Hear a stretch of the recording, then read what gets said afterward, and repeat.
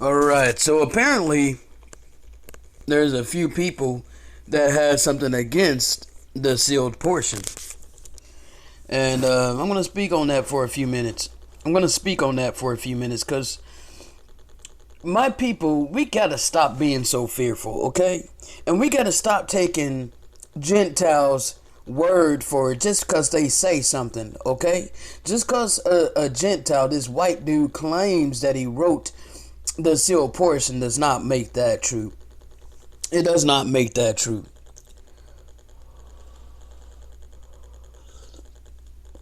Doesn't make it true, okay? There's a reason they don't want you reading the sealed portion. Now, you should think for yourself, okay? Why would you let anybody detour you from checking something out for yourself? Know what I mean? So because this white dude claims that he wrote the sealed portion, now you're going to be like, oh, well, screw that. I ain't reading it because this white dude claims he wrote it. So you're not even going to read it. Now you're not even going to go into it and see what is included within that book. Because now you believe that some Gentile wrote it. But you ain't read it. So you're just going on his word. Now, I've been reading it, okay? I'm actually on chapter 21 now. We're going to read together chapters 19 and 20 because it goes into the commandments, the eternal law of the Most High. So it's a part of what I brung forth on my last video, bringing out the sealed portion, which is connecting to all the things that I have been saying and all the things that's been within my spirit, in my heart, in my mind, and in these other books. Even in the scripture, it's in the Bible, okay? In the Bible, we can see that the scriptures were corrupted, the pen falsehood, and all of these things. We can see discrepancies all throughout the so-called Holy Bible. In the beginning, the Most High said, okay? And then he has his prophets to bring back to our remembrance of what he said.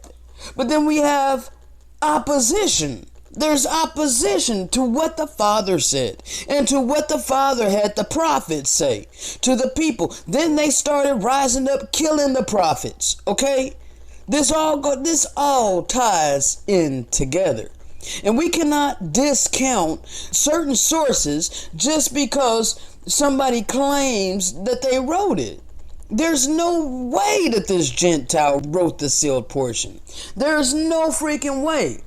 I have never known a Gentile to write their own destruction. Okay? The Gentiles has done nothing but conceal and hide our information. And my people, our information is scattered everywhere. Stop being so afraid. What are you afraid of? You afraid if your eyes read a certain book, then all of a sudden you're going to be damned to hell? What is wrong, my people? What is wrong? That's a crazy mindset. To think that you're going to be damned to hell just because you read something. Have faith, my people. Trust in the spirit of truth. Trust in the Most High. Those that are his portion cannot be plucked from his hands. So stop being afraid.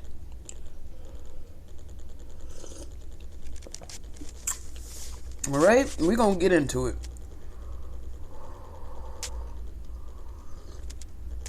And I may not read both chapters right now because it could be a lot. So let me see.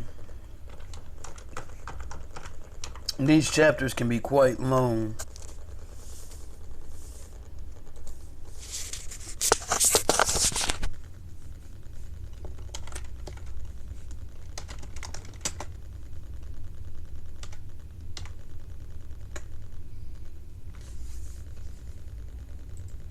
Alright, chapter 19. I'm going to see how many verses it is.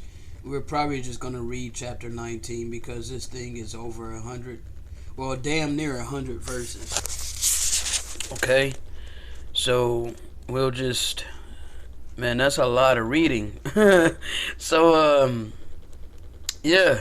So let's just go ahead and get it, okay?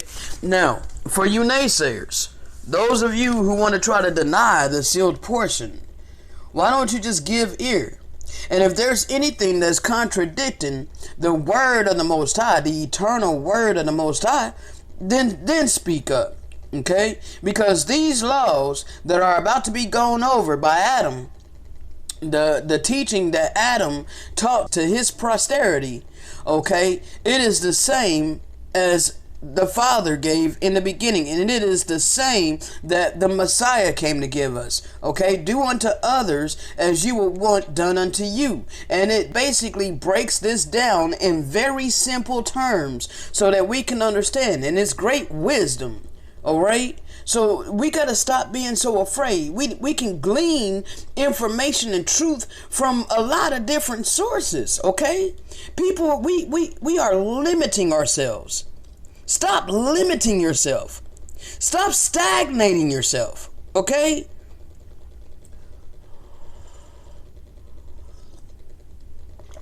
All right. Give me a second.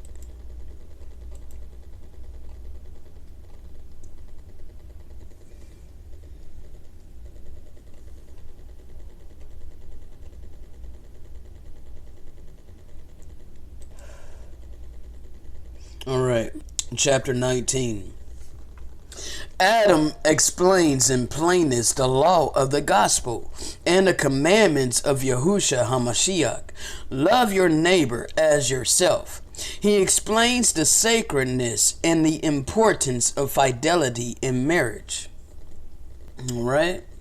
And Adam continued his teaching, saying, our eternal mothers taught us that we must obey the laws of the kingdom of the Most High in order to ensure that we would be guaranteed the happiness that each of us desired for ourselves. And now I would that ye should know that these laws were also given unto your mother Eve and me upon our expulsion from the Garden of Eden. Behold, these laws are eternal, and are the same in the world in which our eternal parents reside, as well as in all the kingdoms that exist. And I know that this could be a little bit advanced in some aspects because you haven't read what I have, where it explains a lot of these different things, as far as worlds, which I call realms. Okay, 'cause one thing about me, I do not take everything that I read as pure gospel, okay? I am led by the Spirit, and I can glean from these things, and I have a brain that the Father gave me, okay? I have the Spirit that He gave me, and it leads and guides me, and it lets me know with, discernment, okay?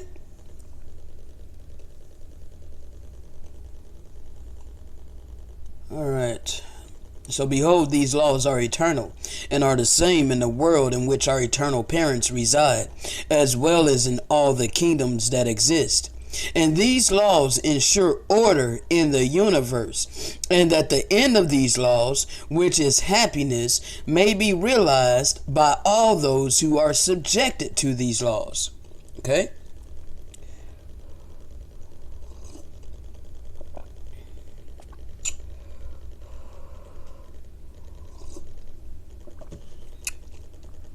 And excuse me, I'm drinking my coffee as I do this.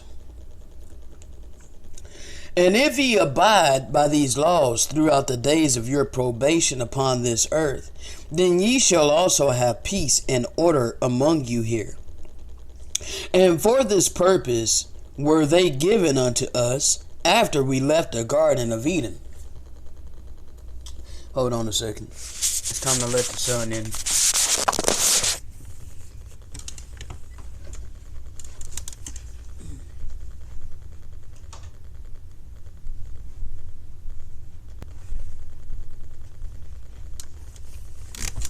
Alright. After we left the Garden of Eden. And these laws are based upon one great law, which encompasses all of the commandments that the Most High gave unto us. Yeah, it encompasses all of the commandments that shall ever be given unto you and your children forever.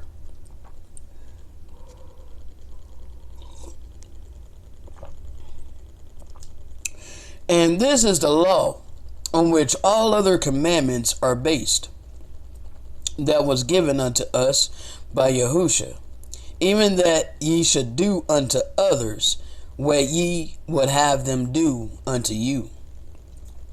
Now from this law, Yahusha hath given us specific instructions or commandments that we must follow to accomplish the purpose of this law. For he hath commanded us that we should not be angry with one another, and that we should have a respect for the opinions of each other, and rejoice in the freedom that we each have to express our own opinion without the fear of repression or anger from another. For this anger can cause us to strike out at our neighbors and harm them for that in which we feel that they have wronged us. And why is it that we feel that they have wronged us? Is it not that they do that which does not agree with us? And why should we believe that our opinion of that which they think or do is that which is right? Yeah, it might be right for us, but might not be right for our neighbor. This is great wisdom. Great wisdom that we can apply to our life and become better people. Okay? So how is that wicked? How can you condemn something that you can literally apply to your life and live more righteously? How is that possibly wicked?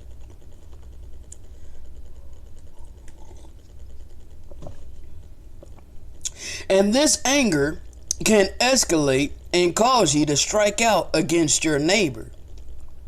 Now I say unto you that this is most abominable before the Most High, even that ye should touch your neighbor without first receiving the permission to do so. For upon doing so, ye have taken away the free agency of your neighbor. For they have the right not to be touched by you, if it be their desire. We all have free ordinance upon the earth, okay? We all have a free will, okay? We all are supposed to be free to act according to our own consciousness and our own desires, our own happiness, okay? We have been given that. Each and every person upon the face of the earth has been given the right to live their lives how they see fit, okay? Whether they believe in the Most High power and live a righteous life or not, we all have a choice. So we cannot force our choices on other people. All right? And the eternal law that is violated by anger is the law of free agency, which guaranteeth to each of us the right to act according to the desires of our hearts. And according to this law, ye have the right to become angry with your neighbor, if that be your desire.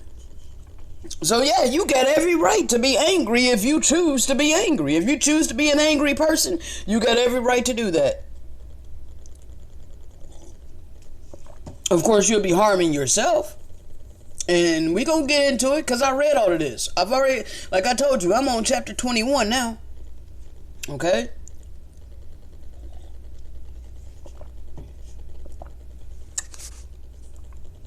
Alright, you got every right to be angry with your neighbor, if that be your desire, even though your desire would be contrary to the commandments of the Most High, because he says the Messiah told us, even if you are angry with your brother, you have committed murder in your heart.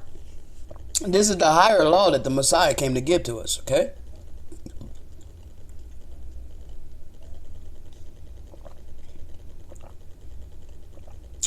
Give me a minute. Let me go ahead and finish this coffee. It's so good.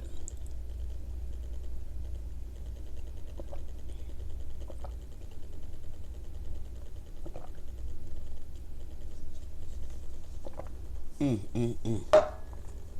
love it. My cashew cream. I just milked my cashews this morning. Man, it's so good. It's so comforting. Love it. All right. Yeah, so you got every right to be angry with your neighbor if that be your desire, even though your desire would be contrary to the commandments of the Most High. But ye do not have the right to strike out in anger and harm another.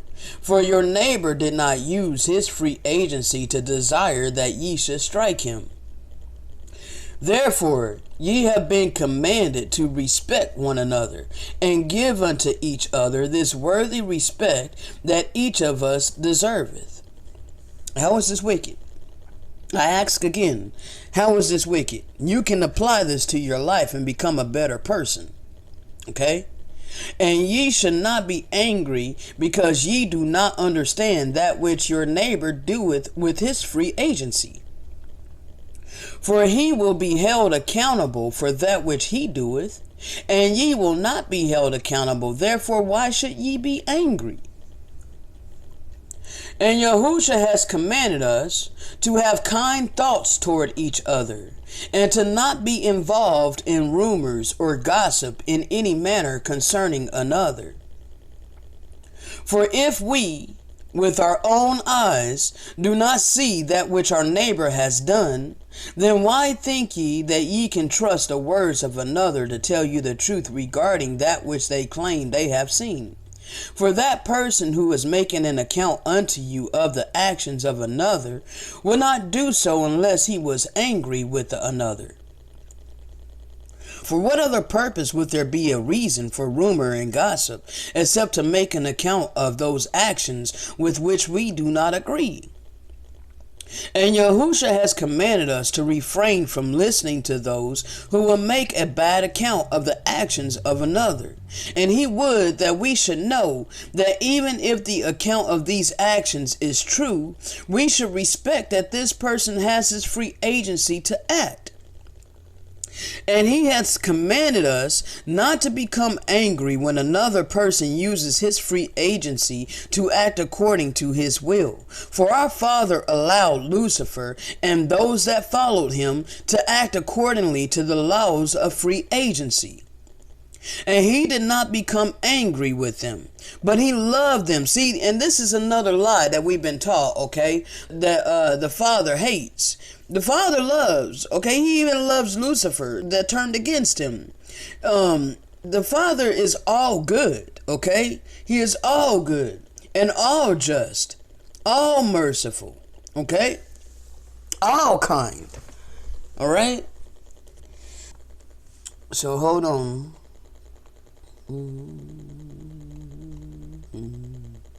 For our Father allowed Lucifer and those that followed after him to act according to the laws of free agency, and he did not become angry with them, but he loved them and blessed them. Nevertheless, he was bound by the eternal laws of heaven in the limit of that which he could do to save them, they having acted according to the law, using their own free agency.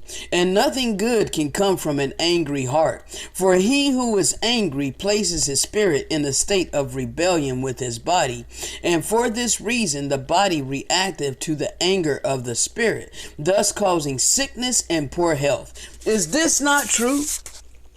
It is a scientifically proven fact that anger can cause a lot of health issues. It is a scientific proving fact that forgiving people helps your health. Like you are basically healing yourself to forgive. But to hold on to anger is to cause a lot of health issues. Okay? That's a scientific fact. Alright? And Yahusha has given this commandment unto us, that there might not arise contentions and disputations among us. For where there are contentions and disputations, war soon followeth, and many souls are sent home to the Most High Power, who gave them life unprepared for the state in which they shall be received. And it hath been with great sadness that I have watched death by the hand of another enter in among you, because of the anger of which I have spoken. For even my beloved son Cain did submit to the anger of his heart, and murdered his brother Abel. And that day I lost 2 sons, for it became necessary that I banish my beloved son Cain, and his wives, and his sons, and daughters from among us, that we might guard ourselves against these terrible things. And I would that ye should know that I counseled with Cain, and commanded him that he should repent of the thing which he had done. But his heart was hardened against my words, and he would not give heed to the tenderness of my love for him. And he kept the anger that he felt for his brother inside of him, and would not release it from his soul. And Yahusha has commanded us that if we have something amiss between each other, that we should reconcile our differences between ourselves in love. That we should reconcile our differences between ourselves in love. That we should reconcile our differences between ourselves in love, not allowing anger to control us and cause us to hate.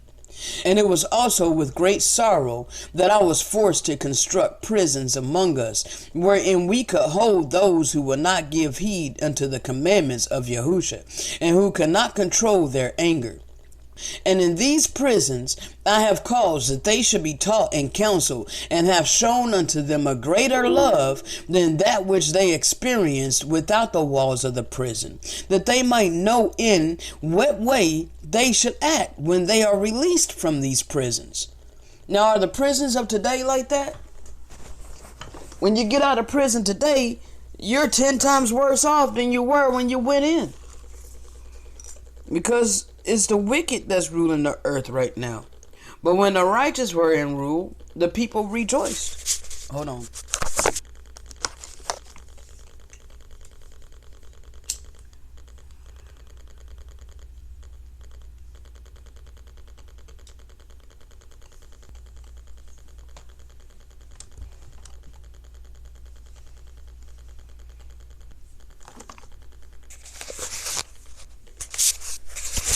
Alright, we're on verse 21. For if these are in prison because of their anger, and are therefore shown greater examples of anger and hate within the prison, then when they are released, they shall be much worse off than when they first entered into prison, like in today's day and age. Thus I have commanded our prisons to be places of instruction and love and tender feelings, that they who are therein might have an example set before them. And Yahusha commanded us that we should not return evil for evil, for that we should return good unto all, but that we should return good unto all. For this is what we will have others do unto us. For when your neighbor doeth something evil unto you, he does not believe at the moment that he is doing this thing unto you that his actions are wrong. He does not believe at the moment that he is doing this thing unto you that his actions are wrong. For if he believed that his actions were wrong at the time that he doeth evil unto you, or if he believed that his actions were evil, then he would not have done this thing unto you. And Satan has been given power to tempt us and cause us to take that which is good as something that is evil. And likewise, he causes us to take that which is evil as something that is good. And in the moment that our neighbor is enticed to do evil unto us, Satan can tempt him and cause him to justify this evil as a thing that is good at that moment. Nevertheless, Satan does not have the power to tempt us beyond our ability to resist him, thus making us fully responsible for our own actions. But because of the power of Satan and the weakness of our neighbor in resisting his enticements, many times our neighbor will do evil unto us, believing that it is good. And if it so be that we should do evil back to him, even though at the moment we might justify it as that which is good because of the thing that he has done unto us, we have disobeyed the commandments of Yahusha. And Yahusha gave us this commandment, saying, Behold, I say unto you, that ye shall not resist evil, but whosoever shall smite thee on thy right cheek, turn to him the other also. And if any man will sue thee at the law and take away thy coat, let him have thy cloak also. And whosoever shall compel thee to go a mile, go with him 2 miles. For there have been many of you who have come before the judges that have caused to be set up among you to administer the law that we have established among us to maintain peace and order. And you bring unto them grievances against your neighbor. Now when ye do this, ye have already broken the commandments of the Most High, in that ye have become angry with your neighbor, and have desired to take the matter of your anger against him before a judge. And in this ye do sin. But this is not the end of your sin. For ye cause him whom you have sued to also sin, because in his anger he will defend himself before the judge.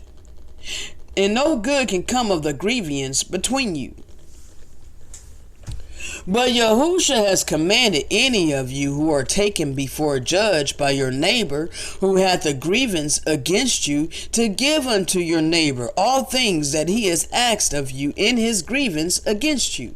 In other words, he hath commanded you not to defend yourself, but to submit to the demands of the grievance. And if ye submit to the demands of the grievance against you, then ye are not angry because of it. And if ye give what is asked of you by your neighbor, then ye have stopped the cause of the anger that your neighbor hath against you. And if ye are struck by your neighbor, and ye return the blow unto him, then ye are angry when ye deliver this blow unto him. And in his anger he will return again and strike you. And then the anger of both of you will rise, and cause that ye both shall sin before the Most High, even until ye have committed the most grievous sin before him, even the sin of murder. Therefore Yahusha has commanded you to turn the other cheek, that your neighbor may strike you again in his anger. But ye shall not be angry and strike back. And when ye have offered both of your cheeks unto him, that he may strike them, then the end of his anger might be satisfied, and both your lives may be saved. And Yahusha has commanded us, saying, Behold, I say unto you, love your enemies, bless them that curse you, do good to them that hate you, pray for them who despitefully use you and persecute you, that ye may be the children of your Father who is in heaven. Now this commandment which he has given unto us cannot be given with any more plainness than that which Yahusha has spoken. Behold, we are commanded to love each other, in spite of what might have been done unto us. For are we not all brothers and sisters, who belong to the same Father, who has created us? Are we not brothers and sisters, who belong to the same Father, who hath created us? And does not the Father love each of us the same? Yeah, I know the Father loveth each of us the same, for he is no respecter of persons, and loveth the sinner like unto the prophet. And he loveth Satan as he loveth each of us. For behold, Satan was our brother in the beginning. And we have been commanded to do good in all situations, and love our enemies as well as our friends. And it is easy to love our friends, for even the most evil among us love their friends and hate their enemies. Is it not true? Isn't it true that even the most evil person love their friends while they hate their enemies? So wouldn't it be the more righteous thing to love your enemies? But a sure judge of the righteousness of a man or woman is not in how they love their friends, but in how they love and treat their enemies. And if there are any among you who hate another, then what reward have ye when ye love your friends? For ye shall be loved also by your friends, and this is your reward. But when ye love your enemies, then they will not return unto you this love, but your reward will be given unto you by the Most High. And now, my beloved children, I would that ye should understand that this flesh meaneth nothing before the Most High power, but that which is in the flesh is of the Most High power.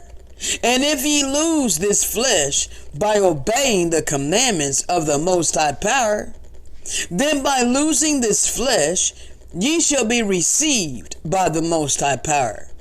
But if ye keep this flesh, because ye have disobeyed the commandments of the Most High power, then ye will not be received by the Most High power, but will receive the rewards of the flesh, which rewards are contrary to the happiness of the Most High power.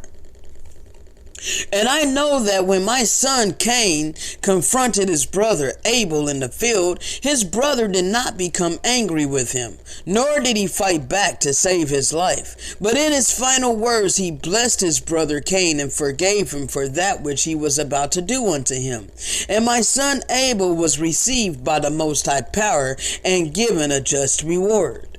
And Cain hath received a just recompense for that which he hath done. And Cain has received the just recompense for what he did. And this reward was that of the flesh, which flesh became his curse and caused him to lose the happiness that he could have enjoyed among us if he would have obeyed the commandments of the Most High. And if your neighbor rises up against you to take your life, trust in the commandments of the Most High, and bless your neighbor, and do not fight against him. And if ye will do this, ye shall be received by the Most High power. And if ye defend yourself, and take up arms against your neighbor, then ye shall gain the rewards of the flesh. Live by the sword, die by the sword. Live by the gun, die by the gun. So it's not even justified to protect yourself, to defend yourself. No, it is not justified. These wicked people trying to use the Bible to their defense, trying to justify the murder of other people in war. Trying to justify protecting your family from burglars or whatever. That's the Most High's job. If it's not your time to go, if it's not your time or your family's time, if it's not your baby's time to go, then don't you think that the Most High power would intervene? That's the way I see it, man. I ain't telling anybody to view it the way that I view it, but the way I view it is like I ain't got no fear. I have never owned a gun, and I never plan on owning a gun because I don't need a gun. I have higher power, okay? I literally trust in the Most High, my power. And I have seen miraculous events in my life. I've had divine protection my whole life, okay? There are stories that I can tell you. And I think I have videos already where I tell some of them anyway. But that being said, you cannot justify defending yourself. Those of you, and I'm not condemning nobody, because I know there's people that got guns, and they truly believe that they protecting their lives and their families' lives, but this is a higher truth. We are not supposed to take vengeance into our own hands. Okay? It is not for us to protect ourselves against our enemies. That is the Most High's job. That's the way I see it. That's what's in the sealed portion. That's what's in my spirit. This was always been in my spirit. So, it is what it is. Everybody have their free agency to live their life the way they see fit. And I got mad love for a lot of my brothers and my sisters that call themselves needing to carry. And they justify it. And, I ain't talking bad about them. I ain't got one bad thing to say about them. They got to live according to their own convictions.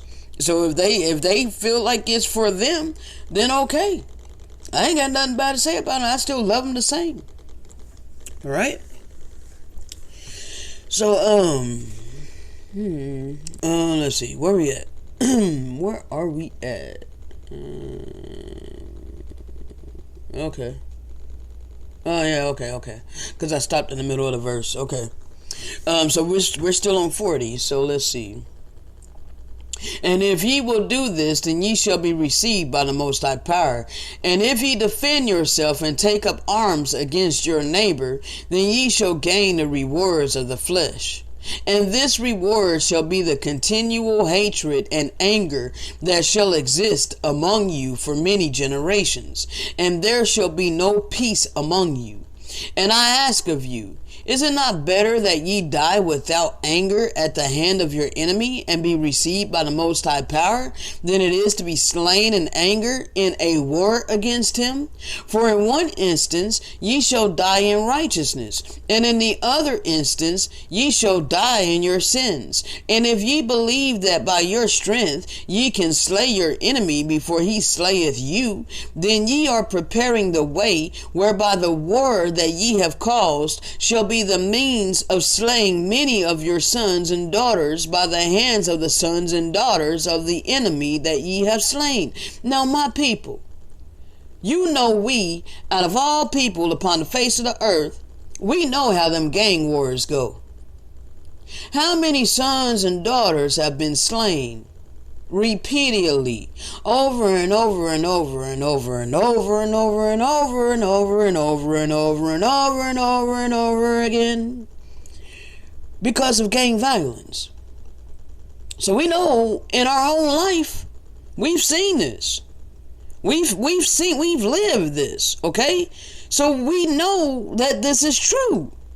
And if ye believe that by your strength ye can slay your enemy before he slayeth you, then ye are preparing the way whereby the war that ye have caused shall be the means of slaying many of your sons and daughters by the hand of the sons and daughters of the enemy that ye have slain. And if ye have hate towards another, ye shall not experience the state of happiness with the Father that he has promised you after ye are dead.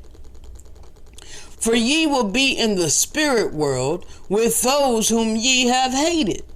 And in that world ye shall not have the flesh that ye have at this time. And without this flesh, what cause can ye give unto your anger for another? And your anger shall cause you to remain in a state of misery.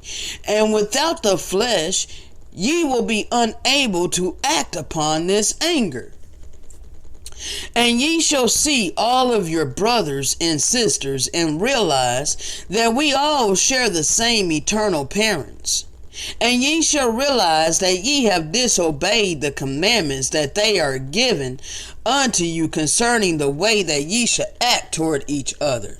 And do ye think that ye can exist in a state of happiness knowing these things? See, that's the true eternal torment. The true eternal torment is not a lake of fire and brimstone, because that turns the Most High into a sadistic psychopath, okay? And he is not a sadistic psychopath. He is all love. Only a sadistic psychopath would have a lake of fire burning souls for eternity, where you're feeling it for eternity, torturing someone. That's not of the Most High power, okay? That's a Gentile fantasy that they made up to scare you and keep you submissive to their created doctrines of Christianity, okay? This was a fear-mongering tool, all right? So there is no lake of fire there where you're going to burn for eternity, okay? And I understand that there may be a lot of people that will disagree, and that's perfectly okay.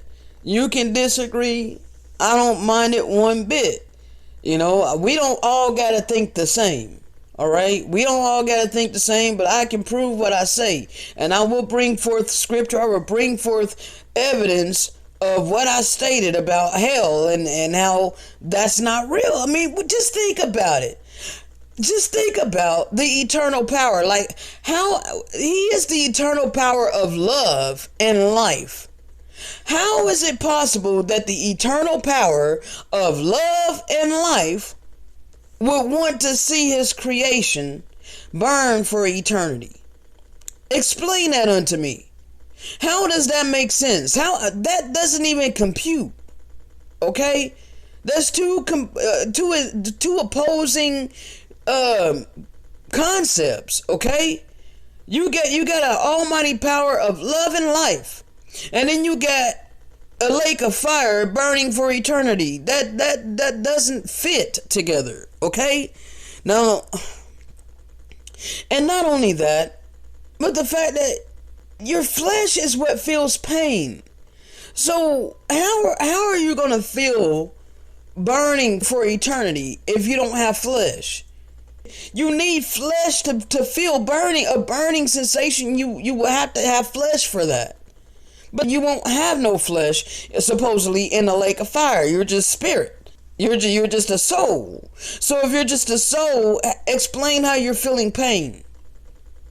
I'm sorry if the way that I think bothers you, but this you know, I go deep, and I think about and I ponder upon these things. Okay, the things that never made sense to me in Christianity. Okay. So I don't want to go too far off because this is so long. This chapter is long. Like it's 97 verses. So, but anyway, to me, it will make more sense. And there's there's other scripture that I will point to that it just makes more sense to me. That it would be more so that, like, okay, because I've read where the eternal torment is basically your soul being cut off from the Most High power, but yet you retain your memory. So you retain your memory on your disobedience and your rebellion to the love of the Father and keeping his commandments, because we love him by keeping his commandments. You know, that's in the scripture, right? So we love him by keeping his commandments. So if we do not keep his commandments, we do not return that love to him that he has for us. When we die, we'll be in like a perpetual state, being in outer darkness. And that outer darkness, you will be feeling the love of the Most High. Like you would know that the Father desired nothing but good for you, and he desired nothing but love for you. And I wouldn't be surprised if he would like flash before your mind the life you could have had you kept his commandments, and that would be on your mind like continuously, and you will feel the love that the Father has for you and had for you your whole entire life, and you will feel the shame and condemnation. You will feel the conviction at that time, and you would just live in that perpetual state for eternity. That is hell. Okay, that's the hell that a lot of people are gonna experience because they refuse to hearken to the commandments of the Most High. Now, I'm not saying that there is no punishment, I mean, because that right there is punishment in and of itself, but there is different levels for the different things that we do. Like, for those that are torturing and murdering children, there's torturing freaking angels. Like there's what do you call them, the reapers The reaper angels, there's angels of torture, okay? So they're not getting away with anything. What you sow, you shall reap, okay? What you sow, you shall reap. What you put out into the earth is going to come back to you. And worse than what you did. Okay? It always comes back to you. What you sow, you reap. Okay? So let's go ahead and continue.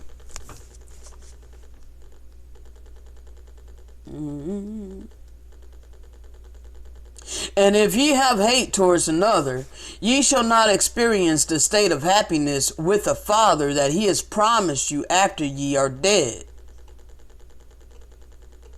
For ye will be in the spirit world with those whom ye have hated.